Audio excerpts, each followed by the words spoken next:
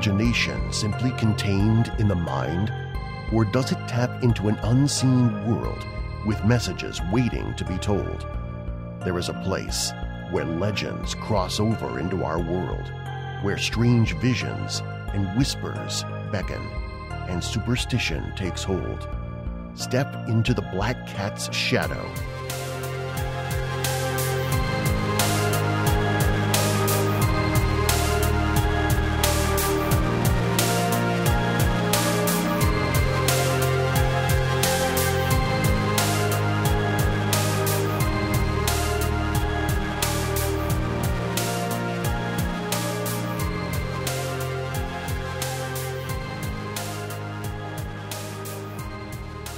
Welcome back to the Black Cat Shadow. Join us as we take a closer look at the cases of the strange and unexplained from all over the world, and how they inspire some of our favorite horror movies. My name is Andy, and I'm one of your hosts, podcasting from Kansas City, Missouri. And I'm Dakota, and I'm coming at you from Olathe, Kansas. So, guys, we're actually back on our horror road trip. And joining us again today is our friend, Phantom Dark Dave. How you doing, Dave? I'm doing well. Talking to you guys from the DFW in Texas. Seems legit. Texas is always fun.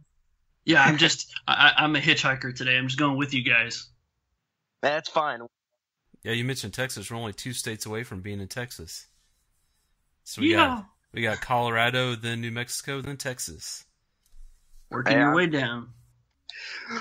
But yeah, so like I said, we're back on our horror road trip. So we were talking about doing Wyoming. Is that correct? That is right. I think most people, when they think of Wyoming, they think of Yellowstone National Park, natural wonders of the world, things like that. But there's actually some creepy things going on in Wyoming. Some kind of freaky stuff that's happened there, and so we want to share that with you guys, and maybe even some of our listeners that are from Wyoming. If you didn't know about what's going on in your state, you will after this episode.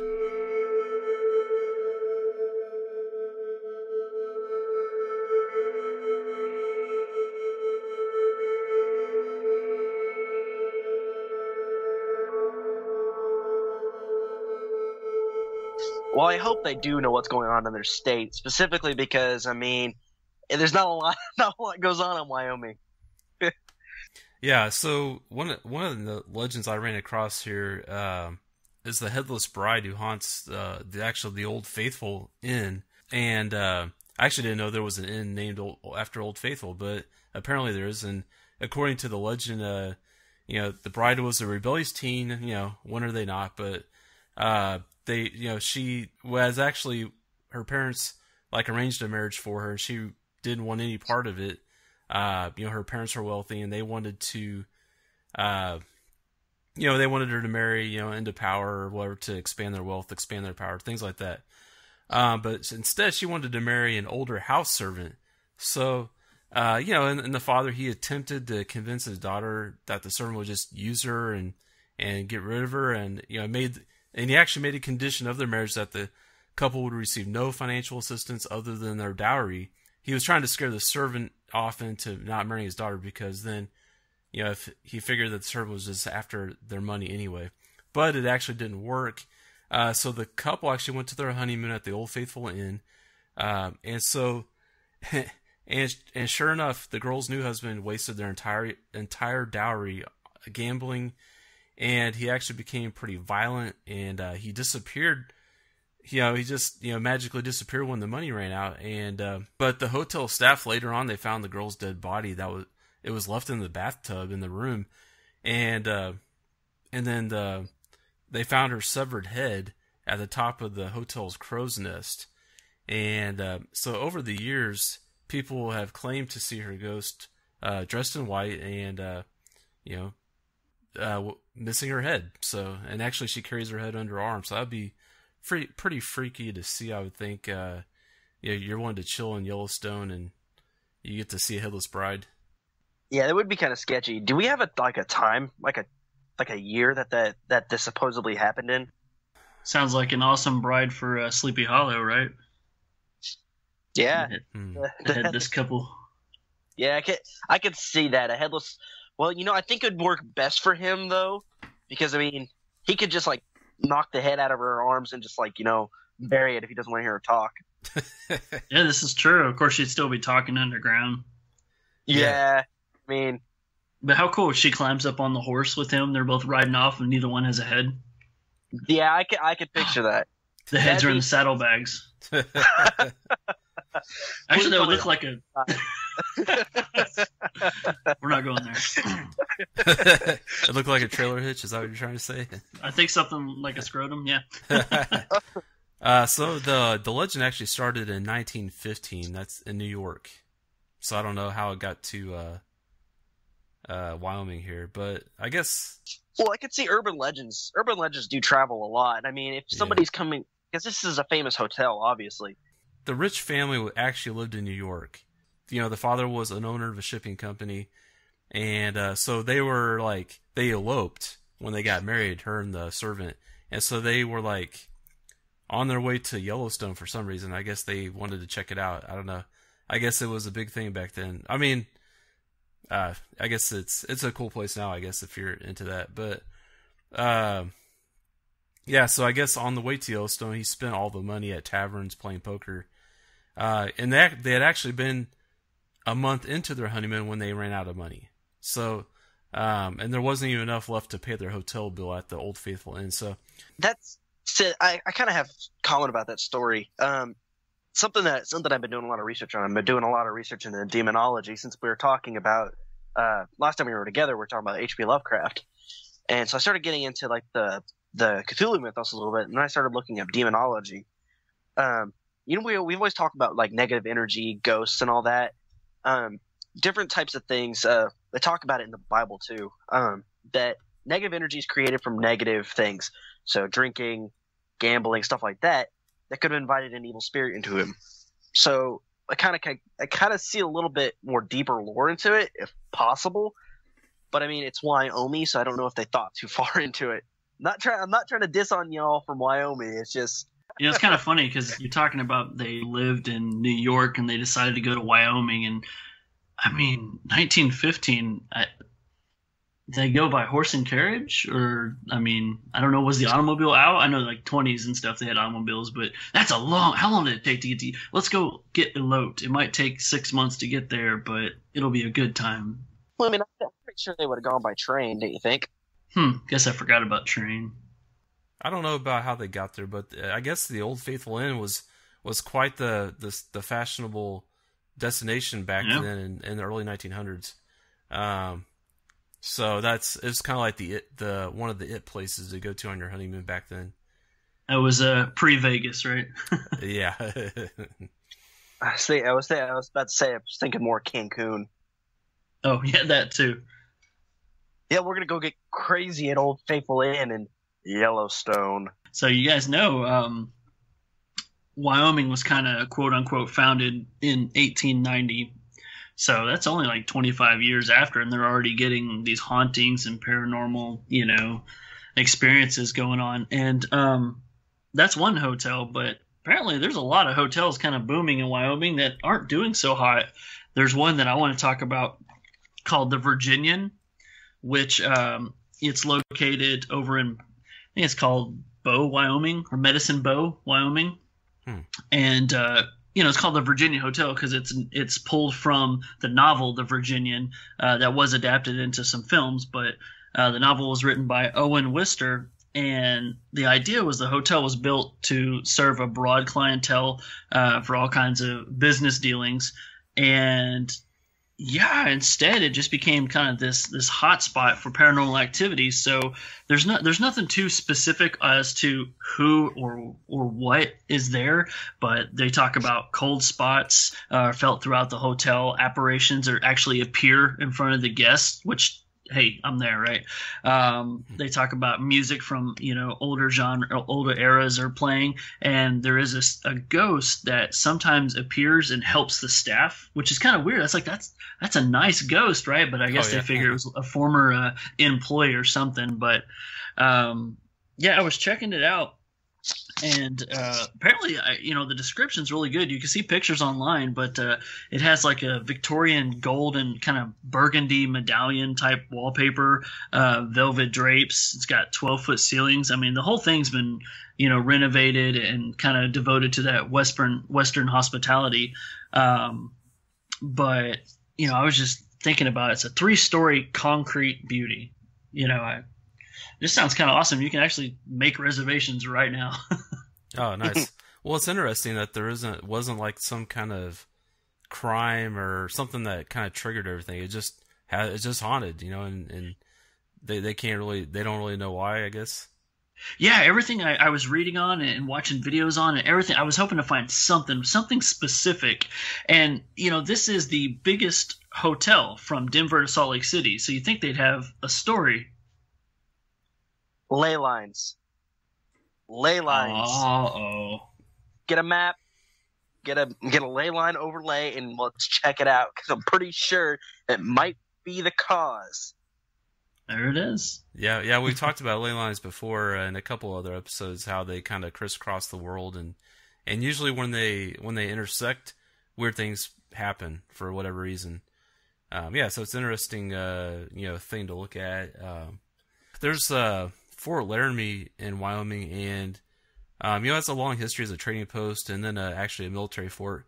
And people say it's haunted by a number of ghosts. The most famous being the Lady in Green. So back when it was a trading post, the post supervisor, or whatever you want to call him, his daughter rode off on a black horse and never returned. According to the story, her ghost appears at Fort Laramie every 7 years. I don't know why every 7 years, but she wears a long green riding dress and a veiled riding hat and carries a jeweled whip still atop her black stallion. But that's just kind of like the start of it, because there's several other ghosts, like I said. There's a ghost named George, bright lights that flashes in the windows, and the building doesn't have any electricity. And a part of it called Old Bedlam, it's like the oldest military building in Wyoming. A ghostly officer makes rounds throughout the building, demanding guests to be quiet. And there's also a headless man there, a bloody surgeon, which that would be creepy, and a Civil War soldier. So they all kind of are said to roam around the grounds there. Yeah, I've actually been to Fort Laramie. Okay. It's actually the entrance is the Fort Laramie National Historic Site. It's kind of like a lot of the national historic sites we have around here in like Kansas and Missouri. But I really like going. I didn't experience anything paranormal or supernatural. I wish I would have, because I would have added a lot more to my Civil War. I have this entire I have a Civil War fetish, I guess you would say, because Okay. I mean like I go to those reenactments all the time, and it's like I'm like, the sound of cannon fire, the smell of gunpowder just gets me. But no, it was really cool. Some of the history behind it's very interesting. There's a lot of rumors that they actually tortured Native Americans there, which is I don't know if they're true or not. I brought it up here on Wikipedia. I'm looking at a lot of the stats about it, and it's not even that big of an area. I guess it's only about 27 square miles total. So I mean that's fairly decent size for a military fort, or I think that's just the town. Yeah, that's the town. Never mind. Oh, the town of the Fort Laramie town. Yeah, there's actually a town, and the actual Fort Laramie is kind of outside of the town a little bit. I don't know if it's like smack dab like Fort Scott here, but the town is actually was founded in 1860.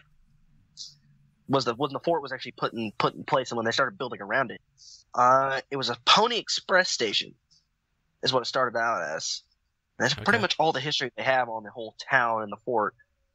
But I mean, some notable people. Innes P. Swift. I think maybe. Do you guys know who that is? Nope. Is it related to Taylor Swift? No, I don't know. I'll just shake it off. Yeah. There you go. See, he was a major general in the United States Army, and he was the grandson and namesake of Civil War Major General Ennis Newton Palmer. I bet you knew that without even looking it up. Oh no, yeah, definitely, because I had Civil War to. guy. I don't know. I don't pay attention to the generals. The only general I really cared about was General Lee. Oh yeah. I like General Chicken personally. But That cat General So's chicken. yes, yes, I want some. I don't know why, but I want some. There's not really a lot to know about it. It was a stop on the Oregon Trail, so. Oh man, A lot of people probably died from dysentery there. Oregon Trail takes me back to playing on an old Macintosh computer in elementary school. Oh yeah. Now Apple you're IIs. Oh, That's back when Macs were not cool. yeah. You guys are really showing your age now. Uh-oh. Yeah. No, but there's a lot of interesting stuff about it. Not a lot really to go into about like hauntings, but I mean, like I said, some of the rumors are that they tortured Native Americans there. People that died on the Oregon Trail were buried there, and their grave sites are missing. Besides that, I mean, there's not a lot I would be interested in other than the history of how it was founded and why it was there. Well, you said 1860. That was kind of during the Civil War, right? It's kind of while it was going on, so I know it ended in 1865. Yeah, but there wasn't even that. I don't even think there was very many battlegrounds in that far west. Well, I mean, I'm sure they used it as a staging area, specifically because the United States was most of the Civil War was fought like in the southern states. True. The only reason why Kansas and Missouri are so big with that is because of Bleeding Kansas. That's the only reason why Kansas, Missouri have a big history with the Civil War. Okay. Yeah. But just being out there like kind of on the outskirts of civilization at that time and stuff. I'm sure it was ripe for all kinds of crazy things to happen, and so that always seems to be a breeding ground for paranormal activity. But there was kind of a, I don't know if it's kind of a weird story. There was a guy named George Parrott, and one of his nicknames was Big Nose George, and he had a big nose. But he's not only famous or infamous for his nose, but he was hanged as an outlaw, and but some weird stuff happened to his body after that. I'm gonna see if Dave can get this. What do you think happened? Okay, go ahead. Oh, tell me, what do you think happened to him? I'll let you have a couple guesses here. To George? Yeah. Castration. Well, maybe there might have been a little bit, but why would I know? Okay. Did it have anything to do with his nose? Well, part of his nose probably got put into it. His skin was turned into shoes. Oh, nice.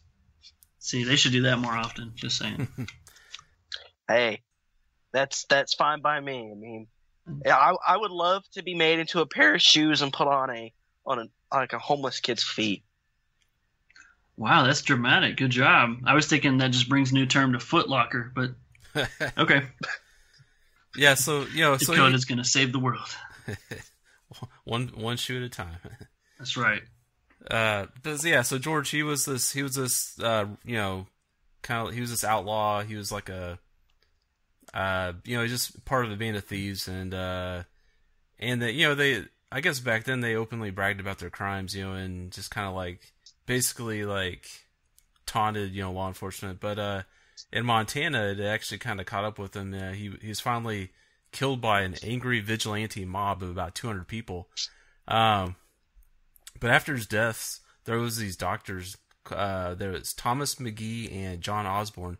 They actually took his body and they used it for scientific purposes, as in studying his brain to see if they could find the difference between a criminal brain and a regular brain, quote unquote.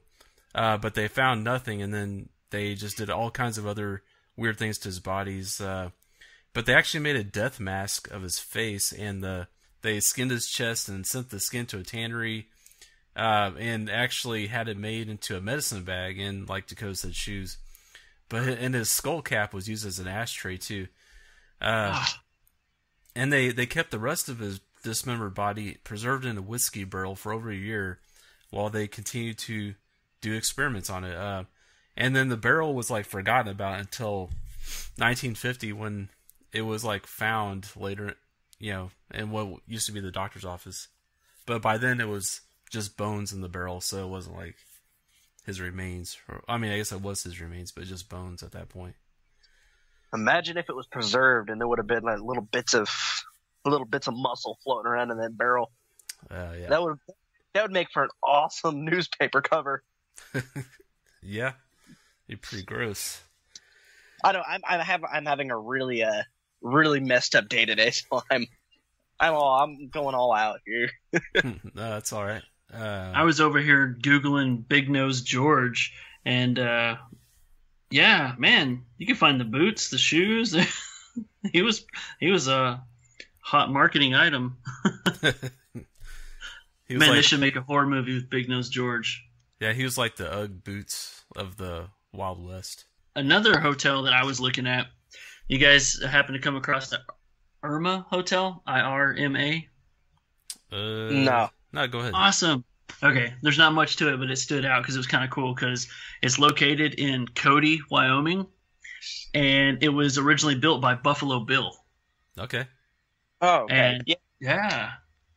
So they report, footsteps and strange noises, and that's all kind of hearsay. But the thing I like is people said they've seen a ghost that's missing the lower body. So I guess you got a torso kind of crawling around. That's awesome. Yeah. Yeah, that sounds like something out of like The Ring or something like that.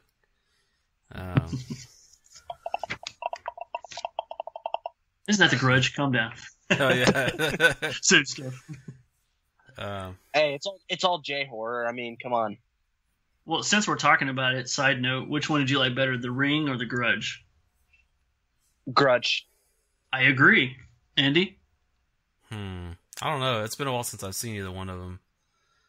The reason I like The Grudge more is because it did the one thing that The Ring didn't do. It invaded the safe zone. Because everybody knows when you run and you jump in your bed and you hide under covers, you are safe. But no, that person did that, and then you hear it, and it's crawling up your torso inside the blanket. I was like, no! It defies my theory. That was a pretty scary scene. I remember that. Just that lump in the bed sheet. I was like, yeah. It's crawling up. It's just... Do you guys remember the movie Gothica? Of course. Okay. I actually just rewatched it the other night. I was impressed. I remember watching it like with my grandma a long time ago. Oh, my grandma really messed me up. Made me watch the movie The Messengers. That messed me up. The Kristen Stewart movie. Oh yeah. Yep. Yeah. That movie messed me up beyond all repair. I'm afraid of the dark because of that movie. You know what else will mess you up? The sequel. Did you see the sequel? It is awful. No, it stars Norman Reedus, so you thought there'd be a little something to it. Yeah, but you'd think, right? But yeah, no, yeah, I like how you mentioned though the like the half, like the I gets to be bisected ghost. You guys remember the movie Ghost Ship? Oh yeah, that opening scene, yeah. Dude, I remember watching that for the first time. We were on a road trip. We were actually going to Colorado, and I remember specifically, I had just eaten breakfast because we got up like 4:00 in the morning because we needed to get there like quick, and I just ate breakfast and I turned on the movie. I didn't know what movie was in my little DVD player at the time, and it popped up with that scene. I vomited all over my oh no! Actually, my stepmother's I guess it would be an SUV. I don't know. But it was everywhere. And I was just like, why would somebody watch this? Was it your grandma's movie? She was still trying to work on you? Actually, it was. That's awesome. See, our grandmas are so different because I saw Titanic with my grandma. That's a different kind of uncomfortable. Yeah, Celine Dion does that to me. Okay. I think let's talk about Wyoming again here. Yeah, the Plains Hotel. You guys know about that one? Nope. Why don't you tell us about it? All right, so the Plains Hotel is actually in Cheyenne. I've been to Cheyenne. I love it. There's a ghost there whose name is Rosie, and she's a vengeful bride. We all know the story of every vengeful bride has got one of two things. Either her husband has done something wrong, like just like, called her fat, maybe. I don't know. I would do it. Cheated. Or he cheated. Which one do you think it was? I think he cheated on her fat. Well, so Rosie decided she was going to go down the stairs to find her husband. Well, since they're on their honeymoon, that husband was down for a few drinks.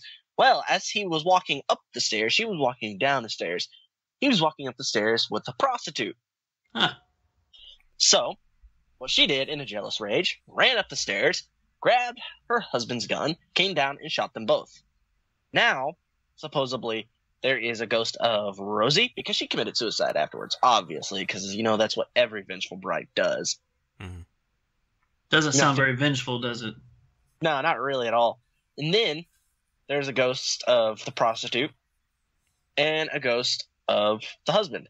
And all three of them have their own unique levels of this hotel that they haunt for some reason, which doesn't make sense to me. I kind of figured they'd all haunt the place where they died. They would die on the staircase. I'm pretty sure the staircase would have been the hot spot there. Yeah. But they're all unique. They all very unique. Supposedly they're not like aggressive spirits. They're just wandering spirits, which is cool. I like the wandering spirit stuff. I also like the poltergeist type things, but it's cool to see that they all have their own little levels of the hotel that they haunt, plus that they look unique. They all have these they're very detailed. Supposedly Rosie is always in a blue dress, and she's always in the hotel corridors. The prostitute wears red dress with white lace, and then the husband is wearing a black dress coat and a white dress shirt. So I mean, it's hard. It's very rare to see that much detail put into these stories. Unless it's true. Yeah. And so the prostitute's on the second floor, which, I mean, I'm sure since she was going up the stairs, she was going to the second floor. And the husband, I guess, is always on the fourth floor or the basement. Okay. Yeah, it's interesting that they're all on separate floors. It's almost like, you wonder why that is, or there's some reason for it, but... Well, I'm pretty sure if they saw each other, there would be hysteria. There'd be a rip in the space-time continuum. I don't know. I just made that up. So anyway. But, well, yeah. So it sounds like Wyoming has plenty of haunted hotels, but did you also know that for centuries Native Americans believed that there was a race of little people called Pygmies that lived in the mountains there? And for throughout history, this folklore of this pygmy race was just accepted as that folklore. But a couple of prospectors actually found what appeared to be a mummy of a fully grown man the size of a child. It was discovered in 1934 in a cave in the Pedro Mountains, about 60 miles from Casper, Wyoming. And the mummy did rounds in local sideshows in a glass bottle before being purchased by a local businessman but then it got lost, and they lost track of it like in 1950, and so nobody really knows where it's at now. But a lot of people believe that this mummy proved the existence of the pygmy race, and so, but most likely people think that it was most likely just like a Native American child, and so anyway, who knows. But there's always like these interesting Native American folk tales, and you wonder like where they came from. Is there like a seed of truth, in those stories that they tell? The stories of like creation, or whatever stories that they talk about, like how things were made and things like that. It's just interesting because a lot of Native Americans, they have an oral tradition where the stories are just passed down from generation to generation orally. They don't write it down; they actually just tell the stories. So. whether or not that lends like any amount of authenticity, I don't know, but it's just kind of interesting. Well, why don't you tell the story of Devil's Tower too? And if anybody can tell me what movie Devil's Tower was in, they get a cookie. How much time do I have? Oh God, I give time. Dave, I'll give you a hint. You mentioned this movie before when we were talking about this episode. Really? Oh. Okay. Close Encounters of the Third Kind. Yeah, that's it. Yay for you. You know, my damn cookies. Can I say one thing before we get to the cookie talk and the tower talk? Yeah. Sure. So, you know how he's talking about, you said they're called Pygmies? Yeah. Is that? That's right. And which are little people, right? Mm-hmm. So I don't know if that light bulbed you or not, but I was like, Rabid Hobbits versus Pygmies crossover sequel potential, maybe like the story of Battle of Wyoming. Yep. That's bringing it right back around to Rabid Hobbits. Thanks. Once an episode. If you can't relate Rabid Hobbits to something, you fail. I mean, Rabid Hobbits, they're kind of relevant to everything. They're hobbits, they're rabid, also cannibals. Yep. Well, on that note, did you know they're making another Sharknado movie? Oh my God. I'm not at all surprised. It's going to be called Global Swarming. Awesome. So, you heard it here first. Folks, on the Black Cat Shadow podcast. Anyway. Yeah, Part 6, right? I think it was because they just did the fourth. Was it the fourth Sharknado? The Fourth Awakens, or whatever. I don't know. Yeah. Okay, so maybe part 5. Yeah. So I think we need to do horror predictions on that one. Definitely. I'm sure it's going to be pretty crappy. I've They're only gonna take the whole Geostorm idea. Yeah. But yeah, so like we're talking about Devil's Tower, and like, it's definitely an iconic landscape, formation, and like Dave said, you see it in the movie Close Encounters of the Third Kind. It's a very iconic scene in that movie. But there's actually a Native American folktale that kind of tells the story of how it got started here. Let's see. So yeah, Devil's Tower. It's known as I'm probably gonna butcher this. It's Mato Tapila, which means bear lodge in Lakota, the Lakota language. It's a volcanic neck that rises 1,267 feet from the Black Hills in northeastern Wyoming. So it was actually the very first national monument in the United States. So in the Native American legend, there was 6 girls who were out picking flowers when they were attacked and chased by bears.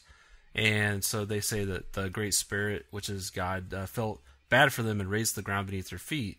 And the bears tried to chase them, up the hill that was created. And their claws made the claw marks in the side of the hill that you see, and like those lines that go up and down it. That was from the bears trying to climb up the side. And so that's kind of the story that goes behind that, like how it was created. So yeah, it's just another one of those Native American folk tales in the area. It's kind of interesting. Yeah, I guess back then the tower actually reached the sky, but I guess it doesn't necessarily do that now. I don't know. I've never actually been there, so I don't know how tall it is, but it's fairly tall. I've actually heard of people, since it is a landmark, you're not allowed to actually climb it without the proper permissions and stuff. People will climb that within the matters of like maybe an hour or two. So I mean, it's not so tall that it's hard to climb, but the climb to it is what's difficult, because it kind of sits up on its own like a little plateau, goes up kind of at an angle, and then kind of levels out a little bit, and then goes back up, and it just kind of like the mountain like the little hill that it sits on, kind of feeds into it and goes straight up. Okay. Okay, so this is something cool. One of my favorite mythical creatures is actually supposedly this is the blank capital of the world. Can you guess what mythical creature this is? Am I guessing the creature, or am I guessing the blank capital of the world? The blank, because the blank is the creature. Oh well. Yeah. I'm gonna go Hobbit for 200. I don't know, Bigfoot? Jackalope. Oh, yeah, okay. That was my second guess. This is the jackalope capital of the world, people. Supposedly, I read a story of a person who experienced a jackalope sighting. They are very hard to catch. They run up to 90 miles per hour, supposedly, and they can mimic human noises, which makes them very, very strange. But if you actually encounter one, you were able to corner one. They are vicious. The story goes that this guy found a jackalope and found its den, which is really weird. As he got close enough to it, it started to mimic like grunting noises, like a human would, like that's in distress. Yeah. Way to take it there. I know what you were thinking, but so like humans in distress, like and then it started kind of. See, there's only one time I make that sound. I mean, I don't sound distressed. Oh boy! So it kind of started howling at him, like a wolf, and they can mimic other noises too, not just human noises. But then he got close enough to it, and it started to attack him. It used its horns, because antelope horns, or antlers, or whatever the hell you call them, and it pretty much like ripped up his leg, and he got out of there really quick. But there was let me see, what was the other thing I saw? But apparently, jackalope sightings have been going on since the 16th century in Europe. So I mean, if they've been seen that many times, I'm pretty sure they might exist. I've never seen one myself, but I would love to. I would love to see a jackalope. Yeah, I always thought they were just something that a taxidermist made. Myself, I didn't realize that there was actually like any history to it or whatever. Okay, my turn to ask a question. Dakota, all right. Can you name or reference the Pixar short that was about a jackalope? Oh, Jesus. Oh, man, no. I don't think so. I don't like really pay attention to Pixar animations. I have to at Disney. My fiance's a Disney freak. Okay, well, Disney and Pixar are like married, so you have to. But no, they actually have one called Bound, and it's about a jackalope that teaches a sheep how to jump. So being that you like jackalopes, I just gatewayed you to your Pixar short film. Sweet. Whenever he was talking about the ghost ship, did you guys know there was an actual death ship in Wyoming? Oh yeah, what's that about? That sounds cool. The death ship sails on, I guess it's called the Platte or Platte River, between Torrington and Alcova, and it's also a reference to Phantom Ship, which I'm all over that, right? Oh, yeah. But they talk about whenever it shows up, it's usually just in the autumn seasons, kind of the late fall, but it's said to like sail and kind of rise out of the fog and the mist. And when I was reading that, I immediately thought of the Star Trek Enterprise from the second remake movie they just did, where they're running and they're jumping off and you see the Enterprise kind of rise out of the mist in the water. They copied that from the Death Ship. Yeah, that's actually that's one of my favorite scenes in the Star Trek remakes, except for in the most recent one. I think whatever her name is, the alien from the third one that gets straight on the planet, where she pretty much kicks ass. I don't know. Rihanna? Huh? Right? The Rihanna? It's Rihanna, the R&B artist, painted up as white with black markings, right? I'm pretty sure that's the new one, the chick that's going to be playing in the new Mummy movie. You know the Oh, let's not talk about Mission Impossible Part 7, please. Yeah.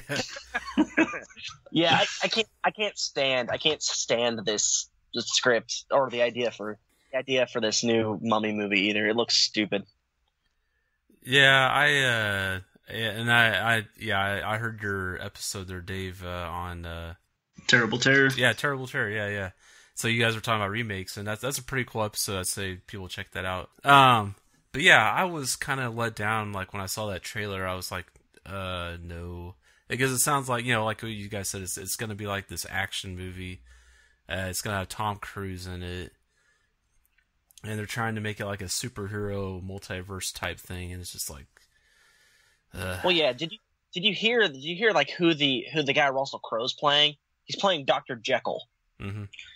Yeah, I try to think of it like, if they haven't already killed it with the Mummy stuff, like I don't want a action franchise. That's not what it's about. They need to go back to the classics and make it, beautiful cinematography, awesome atmosphere, and really create and, get away from CGI. Just make it awesome and use modern day people. There's still people who love that stuff. And I wouldn't mind seeing Universal Monster crossovers. They used to do it all the time, but not to the way that they kind of advertised the Mummy to do. And I know this is off topic, but man, it really chaps my ass because I had so much hopes for it. And I had read Johnny Depp was in consideration for The Invisible Man, and I love Claude Rains in The Invisible Man. So I'm like, I'm okay with acting choices. As think about Heath Ledger as the Joker. That sounded hilarious at first, and he was amazing. Oh yeah. So, what Russell Crowe can and can't do, who really knows? I mean, he may be a flop or he may be awesome, but if it's an action movie, it's already doomed. Right. Well, I mean, Russell Crowe as an actor alone is great, but trying to throw in Dr. Jekyll into the mix, because you're taking a character. I mean, I like the story of I like the Dr. Jekyll Mr. Hyde dynamic type thing in all stories, but I don't see taking Dr. Jekyll and Mr. Hyde and translating it into a Mummy situation with Invisible Man. They're kind of trying to remake League of Extraordinary Gentlemen at that point. Pretty close, yeah. Yeah. That was one of my favorite movies. But speaking of that movie, I know this is just whatever, but I could be wrong, but I think that's the last movie Sean Connery did. I think after that he pretty much quit acting. Really?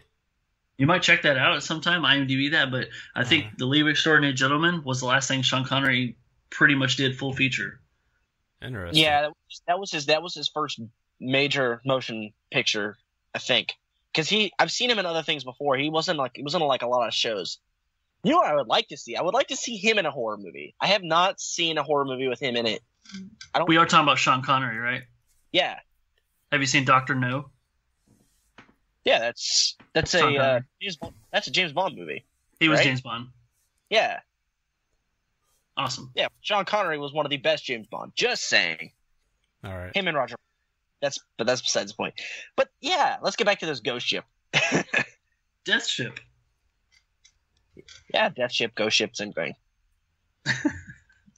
Yeah, so you mentioned sci-fi. I was gonna talk about something a little bit more in that realm. In the 70s there was this incident called the Higden ordeal. It's Carl Higden. He was just a oil well driller, and it was on October 25th, 1974. He had a close encounter with a bizarre being. So he actually, he had the day off from work, so he decided that he decided that he wanted to hunt for elk instead. So for his day off. So he packed his gear and he headed up into this canyon. So while he's on his way, he saw a couple other motorists that were stranded on the road there. So he stopped to help them fix their van, and so they told him about this remote section and of the Medicine Bow National Forest. So where the elk was more plentiful, and he'd probably be able to have a better chance of getting one. So Carl Higden went on his way, and he actually decided to go to this remote section of the forest. So he went up there, and he had his rifle with him. So he set off on his hunt here. He watched for a few minutes, and out of the corner of his eye, he caught a flash of movement. And he saw a small herd of elk. So he raised his rifle, getting ready to shoot one. As soon as he pulled the trigger, he was astounded by the fact there was no kickback from the rifle, and what was even weirder was the fact that the detonation was, that the gunshot was absolutely silent. It was like the entire world had fallen still. And so, if all that wasn't strange enough, he claimed that he was actually able to watch as the bullet left the barrel of his rifle and soared forward so slowly that it looked as if it were traveling through a wall of invisible jello. So he swore that he watched the bullet glide about 50 feet before it plummeted to the snow below him, on the ground below him. so still sitting in this, like, everything was just like silent. He walked over, grabbed the bullet, and looked at it, and he noticed that the bullet part of it had disappeared, but it was just the case that was the only thing that was left, and it was kind of like misshapen. So he took it and put it in his pocket and kind of took a few more steps, and then he heard a twig snap, and he spun around and he saw what he thought was a person there, but he knew it wasn't like a normal person. So this is like what he saw. He says, "I saw a man standing there. At first I thought he was just another hunter, so I lowered my gun. Then he moved out of the shadows into the light, and immediately I realized something was terribly wrong. My heart skipped a beat, and my knees were shaking so badly I could hardly stand. I thought, hell, I should have stayed in McCarthy Canyon like I'd originally planned." So standing before him was what appeared to be a humanoid being clad in a skin-tight black one-piece outfit that Higden claimed was similar to a wetsuit scuba divers wear. And so atop of the suit was a pair of harness-like straps that crisscrossed his chest, below which was a metallic belt with a large yellow six-pointed star on it for a buckle. Beneath the star was an insignia that the hunter cannot identify. He just described it, this entity. He said it was definitely male. The visitor had no detectable ears. His eyes were small and lacked eyebrows. The dome of his skull was covered with the coarsest hair imaginable. It looked like he had straw growing out of his head, and his complexion was very similar to an Oriental's. He was definitely man-like in height. I'd estimate he stood over well over 6 feet and weighed around 180 pounds. This was definitely no ghost. He said, "Good Lord, he was flesh and blood. Amen." So, he would go on to talk about this creature's oddly upsetting facial features, including a lipless, slit-like mouth, and that concealed 3 really big teeth, and so on the top and the bottom, and a pair of antennas on his head. And then it was just like the neck and the face just kind of blended together. And he says, personally, it took getting used to in order for me to look at him without getting a queasy feeling in the pit of my stomach. And so this being had like this drill-like appendage sticking out of its wrist where its right hand ought to have been, and nothing at all on the left. So the being actually slowly approached this hunter and did something really unexpected to ask, "How you doing?" It said just like that. And the confused hunter, he admitted that he was trying to stay calm when he weakly responded, "Pretty good." At this point, that was some kind of extraterrestrial or whatever. Like any good host, he asked Higden if he was hungry, but before he could respond, the creature sent a small, clear cellophane package floating towards him, and he says, quote, "He waved a pointed object where his right hand should have been, and it levitated over to me. I opened the packet and found 4 pills inside. And he told me in English to take one of them, that it would last 4 days. Now, normally I don't like taking pills, not even an aspirin, but something happened. It's as if I had no control over my actions, so I just swallowed one of them and put the other 3 in my jacket pocket." The creature introduced himself as Also One, and there was like this strange box-like object that was like in the clearing behind the strange creature, and so there was this transparent cube-shaped object there, or he said it's flat on all sides like a box. He couldn't see any landing gear or entrance. It was much smaller than any of our commercial or military planes. In fact, you're going to think I'm crazy, but this thing couldn't have been more than 5 feet high, 7 feet long, and 4.5 feet wide. Tiny is the only word I can think of to accurately describe its size. That's what he said. So, so the alien noticed him looking at the ship and asked him, "Do you want to come along?" And so Higden, he just kind of shrugged his shoulders, and he said that time just kind of seemed to leap forward, and the next thing he knew, he was inside this cube-like craft. And he said how I was able to fit inside remains a mystery. He said they must have shrunk me. That's the only explanation that seems plausible. So they're in this like little box, and he says his memory fails him. He can recall his head starting to reel. Sounds like some voodooism, man. He said he got shrunk and put in a box. Yeah. He said like this. It was like this little glass box that this thing, flew in, and he's like he doesn't know how he fit in it, and so he said this pill really messed with his senses, and he like couldn't really figure out what was going on, and see, I need to get one of those because I get really irritated that I can't go into the McDonald's play zone anymore.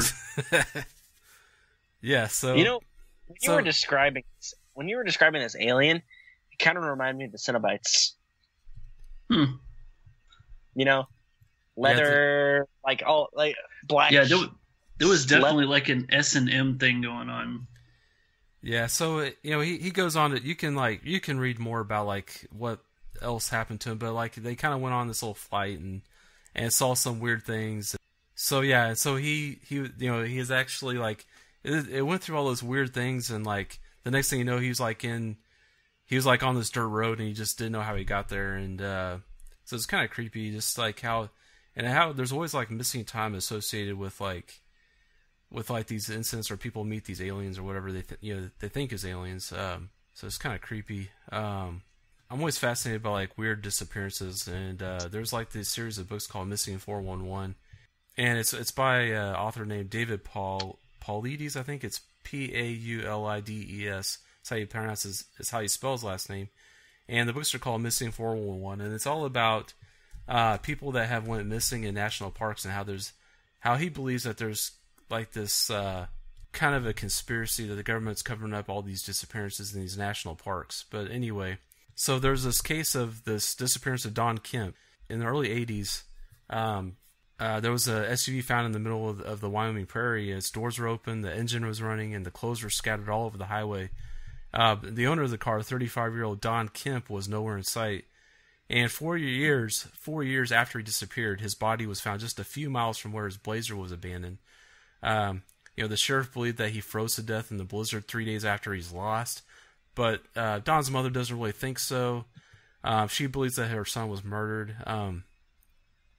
But this is kind of a weird thing because he was a promising young advertising executive in New York City, but he was severely disabled in a traffic accident, and after that, so he wanted to move back to Wyoming after that. So in September 1982, he sold everything he owned and began driving westward towards Wyoming, and he was actually driving to Jackson Hole, Wyoming, and he was planning to write a book about the Abraham Lincoln assassination.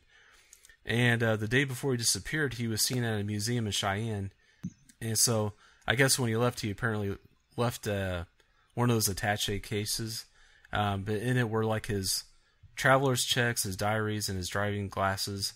But the next day, on November 16th, at 10 a.m., Highway Patrolman Randy Teeters came upon an eerie sight, and that's when they found his car just kind of abandoned in the middle of nowhere.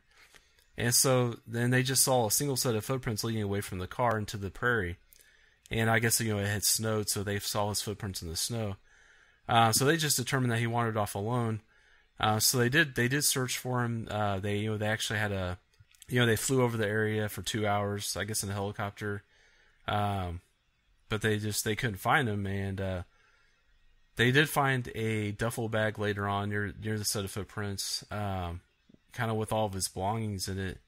With some of his belongings like laundry soap, clothes, and a teapot.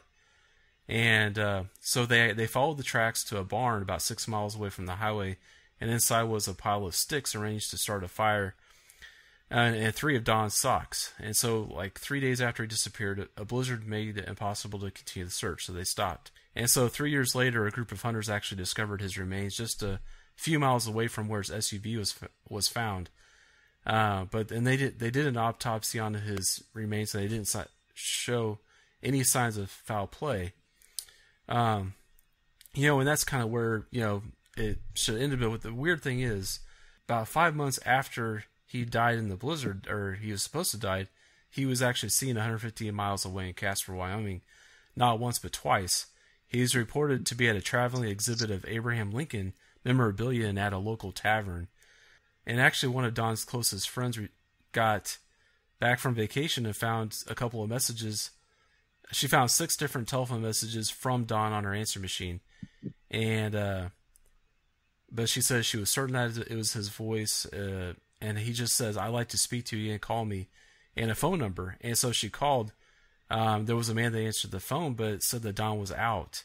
And so the police, they traced the phone number, and the records showed that they were coming from this trailer in Casper, Wyoming. So the police went to investigate. The young man who was renting the trailer at the time said the phone company must have made a mistake.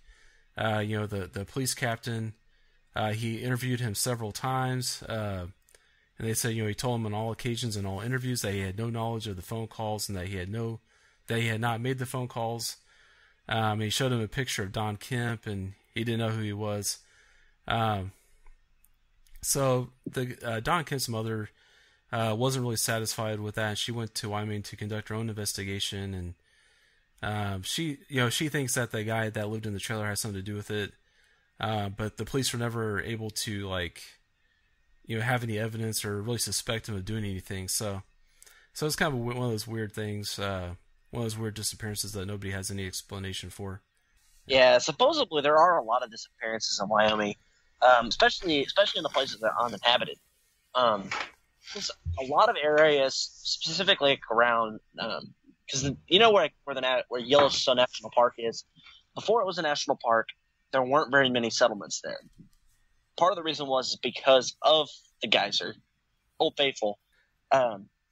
It's unfaithful. Yeah, it's very unfaithful. It's because it's a volcanic geyser. Supposedly, it makes it very hard to live there, but the ground around there is very fertile. Obviously, I would go there, being like my background. I came from a rural area, and I would love to live there. But a lot of people are scared to live there, mainly because of the geyser. Because supposedly, I don't know how far out we are, but suppose if Old Faithful was to erupt, like the volcano that's underneath it, supposedly it could wipe out most of the West and the Midwest. Yeah, that's kind of... Yeah, let's hope it doesn't happen anytime soon.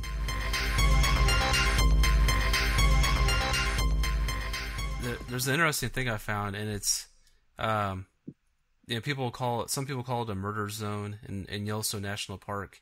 But it's what it is a legal loophole. It's a stretch of about 50 miles of land that actually is in Idaho. But it's, Yellowstone kind of extends into Idaho for a little bit. So basically, what the thing about this plot of land is, if a crime is committed there, the person would not be able to be prosecuted because there was a guy that wrote a paper. I think he was in law school or something, and he wrote a paper. So they say Yellowstone. So it's federal land, and it falls under federal jurisdiction, which means crimes committed there are dealt with in a certain manner. So I guess Article 3 of the Constitution requires criminal trials to be held in the state where the crime was committed, and the Sixth Amendment entitles the defendant of a federal crime the right to a trial by jury from the state and district it was committed in. So the only problem with all this is that Yellowstone Park stretches across parts of Idaho, Montana, and Wyoming, and Congress put the entirety of the park under Wyoming's federal district. So that means there's an uninhabited 50 square mile portion of the park that falls outside Wyoming state lines and makes it quite literally the Wild West. But anyway, since it falls under federal jurisdiction, if a crime's committed in that zone, if they're serious enough to warrant a trial by jury, it would be impossible because there's nobody that lives in that area. It's totally uninhabited. I think there was an urban legend that there was actually a murder that took place there, that the murderer went free. But they actually made a movie based on that whole legal loophole, and the movie's called Population Zero, and I actually watched it yet today because I was trying to find movies that were based in Wyoming or took place in Wyoming, and there's a couple of horror movies. There's one called Prison from 1988. I actually haven't seen that one yet, and there's another one. Well, there's Close Encounters of the Third Kind, but the Vanishing remake with Kiefer Sutherland takes place in Wyoming, and I know it's probably not as good. I have not seen the original either. I heard the original is pretty good. Have you guys seen the original, The Vanishing? What year was that? I want to say it was in the late 80s. Not exactly sure. Okay. don't think so because I remember the Kiefer Sutherland one. I really liked it. But that was like in the early 90s, I think. Yeah, the original was 88, so they didn't wait too long before they remade it. I mean, I think that kind of happens a lot, though. I'm pretty sure with a lot of movies that kind of genre, because I mean it's a great movie, but it's kind of in its own world. I have mixed feelings about it, but I like the movie. You know what I mean? But spoiler if you want, but no, the movie The Prison was that one you're talking about? Yeah, it's called Prison. Yeah. Okay, is that actually about the frontier prison? They filmed it in the frontier prison. Yeah. Okay, yeah, because we actually went to the frontier prison when we were there. Okay. And it's really interesting. It's cool. I'm not a big prison haunted prison type, but I do like Alcatraz, and I do like that one. Yellowstone woke up to what has to be the worst crime in the national park's history. We're talking about a confessed murderer here. One who showed no remorse, no regret. An unusual case, and families are understandably shocked with the judge's decision. Imagine a murderer being allowed to walk the streets as a free man. But that's exactly what took place here today. I just really can't understand how a man could commit all these horrific crimes and then just talk about it like he's reciting the details of a traffic violation. The loophole was brought up to me almost exactly 24 hours before we went to the hearing. This crime could not and cannot be tried. I mean, we had a murder weapon, we had fingerprints, security footage, and a population screaming for justice. How could somebody that was part of our community have gone so wrong?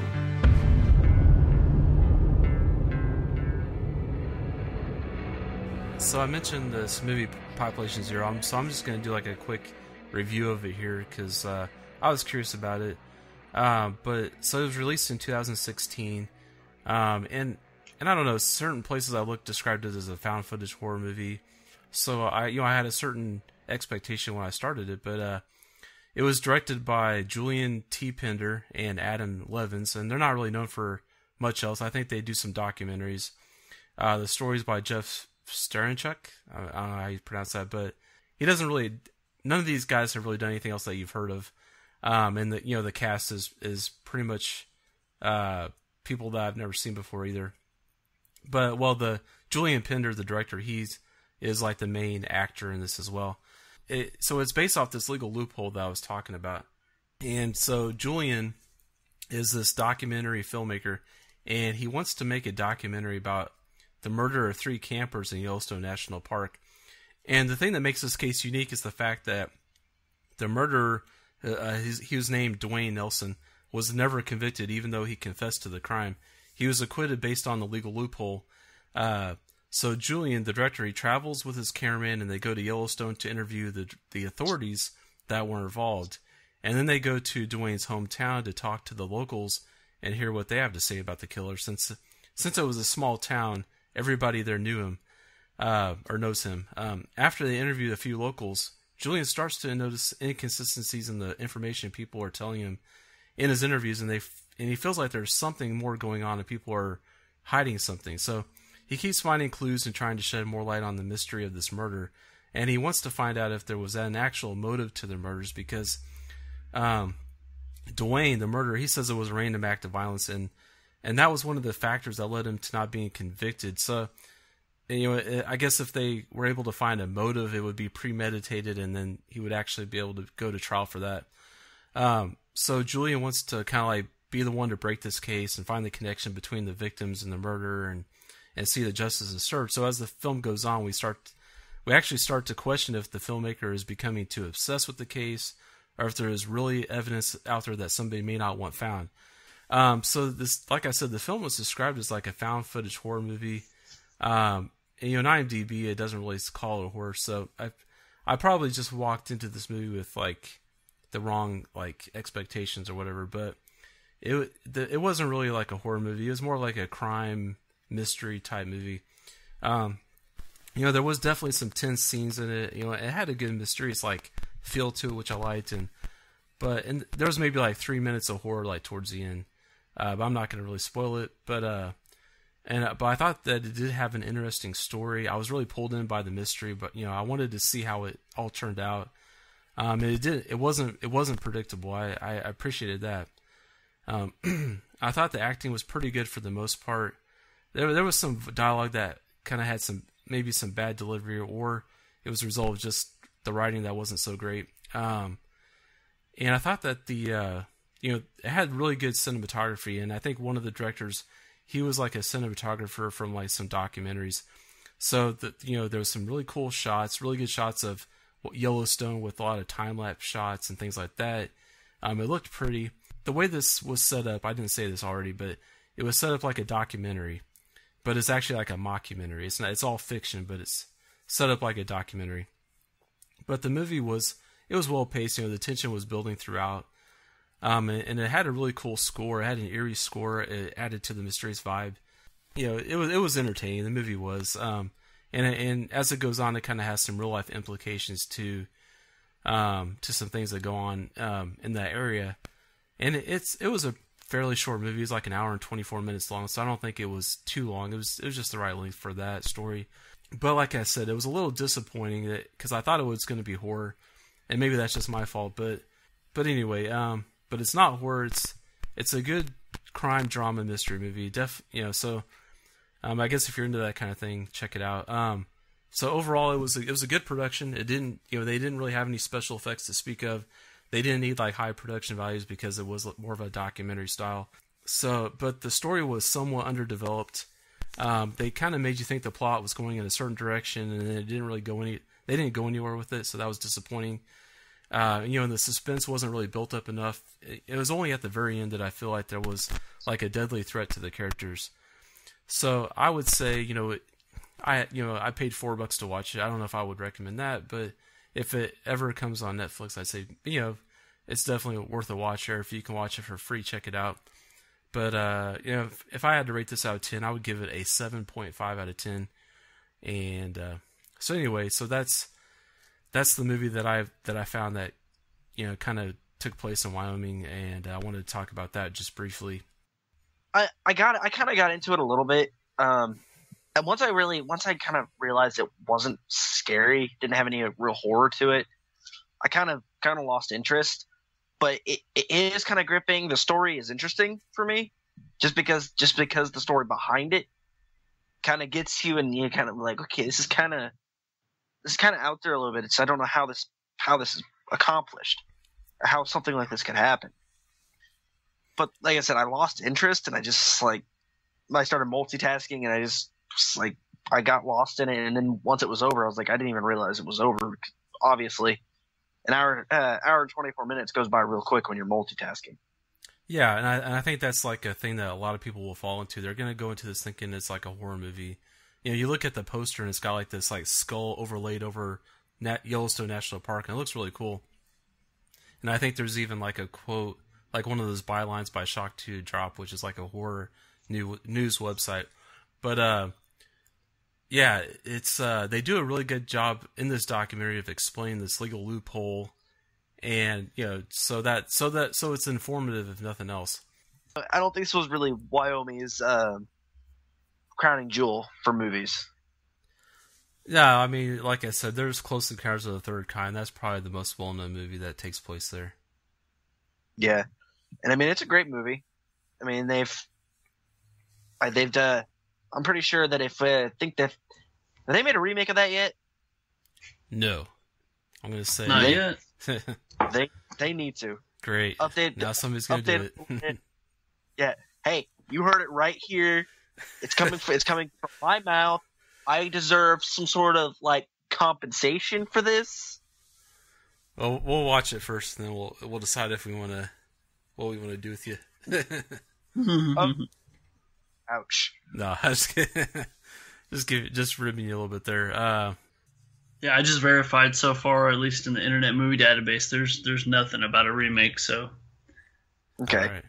like we've talked about a lot of the coolest things that could possibly have came out of this like well-known state. It's a well-known state, obviously. Well, I kind of figured out of 50 states, one would stick out, but Wyoming did kind of stick out for me. Oh yeah, I'm sure you're cheering over there in Texas, but Wyoming, I have a feeling, is going to end up probably within the next couple months.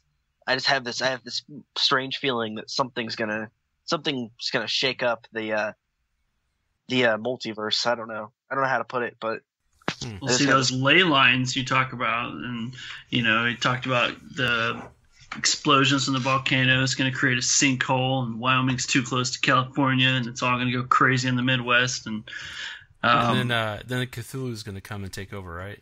Oh, damn right. But if you want to see it firsthand, the good news is the Virginian hotel I spoke of. Yeah, they got free Wi-Fi. Oh, nice. So they're Old West, but not too old. Yeah. Oh, there's that. Hey, you got to keep up with the times. Yeah, you got to go over there to record everything and upload it to YouTube while it happens. That's like Excalibur in Las Vegas. Yeah, the ye old Wi-Fi. Oh no.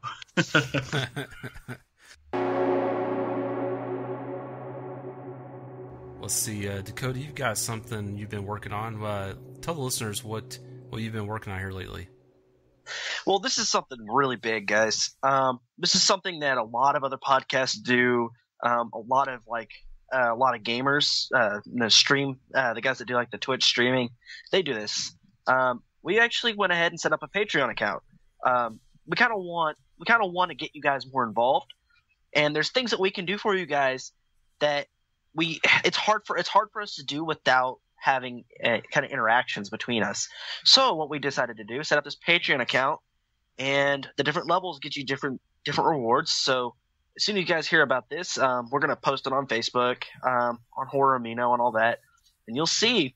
You go on there, and there's these different levels. The $1, $5, and $10 level, guys. There's gonna be a lot of really cool stuff that we have going out there. And one of the things I am working on right now, I went ahead and downloaded some podcasting stuff. I'm gonna start making some little extra episodes for you guys. And if you're at that right level on the Patreon, you guys can get access to those. And those will pop up on Patreon for the little paid posts. If you guys actually see them, if you're on that level, they'll go and pop up, and you can click on that. They'll actually bring it up, and you can listen to some little extras, some little extra interviews in between here and there that me, Andy, pretty much anything that we kind of come up with, if we want to throw those in there. And also with that, if you guys even become a patron of ours, you guys get access to the Discord, to our Discord chat. And I'm going to set up some times where I actually get on there and we can talk. You can just talk just directly to us. And that'd be awesome, because we want to hear from you guys, no matter what it is. Other than that, that's all I got other than my social media. If you guys do want to hit me up on social media, best place to do is Horror Amino. Just Rainstorm01, and that's RAIYN Storm, all one word. You guys can email me directly at dakshadowbane@gmail.com. You guys give me some ideas for shows, give me some ideas for other things, and maybe we can get you on the show sometime. We've got a lot of stuff planned out, and that's going to be something that you guys are going to kind of want to get on the ground floor with. That's another thing for Patreon. We're going to have some advanced schedules posted. So, all right, let's see. Phantom Dark Dave, let people know how they can get a hold of you if they like to. Well, unless you're in Texas, you can't hold me. I'm just saying. I love you, honey, if you're listening. Anyways, yeah, Twitter, best place. Phantom Dark Dave.